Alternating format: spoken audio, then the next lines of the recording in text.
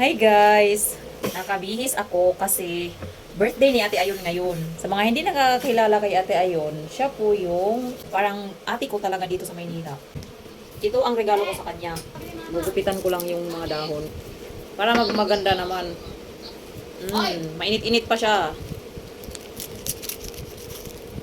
Pwede naman hindi na rin siya pitan. Uy! Babalutin natin ng stretch film. Kasi, papahatid ako kay Bunso. Misi, hawakan mo nga to, Misi. Hawakan. Yan. Dapat naka-box talaga to kasi nung Tuesday may in-order akong box para dito. Para maganda ba ang presentation. May box, tas lalagyan ko sana ng ribbon at dedication. Kaso hindi dumating. Tinra ko naman yung order ko, nasa Taguig sorting facility na siya. Umaasa talaga ko na i-deliver nila kahit hapon na kasi ang expected date of delivery is November 14 to 16. Nakaka-disappoint talaga. Kasi, kami ni Ate Ayon, pag nag-birthday kami, hindi kami mahilig magbigay ng mga gift na material. Pagkain talaga. Siya, madalas binibigay niya, boneless na bangus. Alis na ako. Nandito na ako sa bahay ni ate. Happy birthday, ate! Ay, Ginoo. Day, nakarating ako. Happy birthday, te! Thank you. Ayan na. Asa man? Nagulat ako guys kasi natatanaw ko sa labas na may mga tao sa loob. Bago ako nagbihis, nagchat ako kay Ate Ayon kung may mga bisita pa siya. Sinabi niya wala daw, silang tatlo lang ni Kuya Elmer at ni Tisha kumakanta. Pagdating ko, kararating lang din daw ng mga bisita niya. Kaya ayan, may kasabay ako.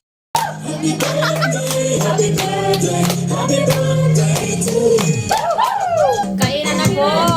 Kakain na kami ni Yan. Yan, kain na. Pagkatapos kumain ay nagsayawan at kantahan na sila. At nadamay pa ako sa kantahan nilang magtropa. Diyos ko day, nahiya ako kasi di naman ako bilong.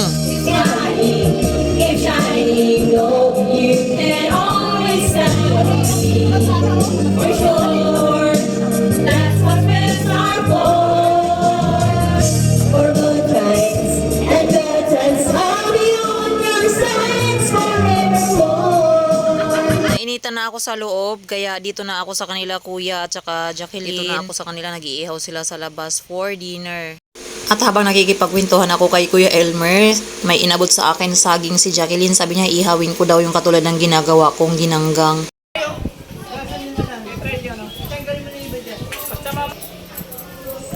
Ano ba maganda? Overripe or yung parang ginamos? Yung ginamos, di ba nilalaga?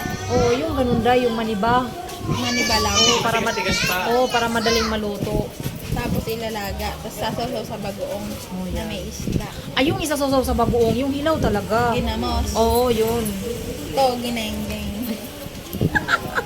Lumabas na ang celebrant, inaaya na kaming dalhin ang mga pagkain sa loob, kaya isalang ko muna to. Nakaluto na kami. Tapos matitisod ako. Sa akin yung manok. Tapos kaya tayo yung isda. Tapos matitisod kami kasi nagbibideo pa kahit Ay, lumangay sa baka. Oy, Ginoo! Inuong nagbay. Inuong nagbay. Ayun na. Arahat ko bebe. Ayan ang tagaluto ni Ate Ayon, ang manugag niya, buti na lang day off niya ngayon. Siya naman ang asawa ni Ate Ayon. Luto ng aking saging. Walang brush. Kaya kutsarahin na lang natin. Tari. Okay na dito. Saglit lang naman to eh. Tinatawag na ako sa loob. Yung celebrant, apurado. Apurada. Lalagyan pa nga ng asukal eh. Ganyan sa amo, Erms. Oo, ganun talaga.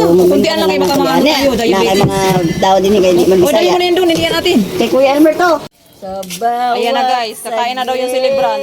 Kumain ka muna ng kanin doon. Gusto ko diyan. Aroy. Algin na. Tingnan mo si ate talaga. Ah, bakit? Dumampot ka na. Kaya celebrant first. Ahong. Yung luray-luray. Ako. Siyempre. Tapos na kami, guys.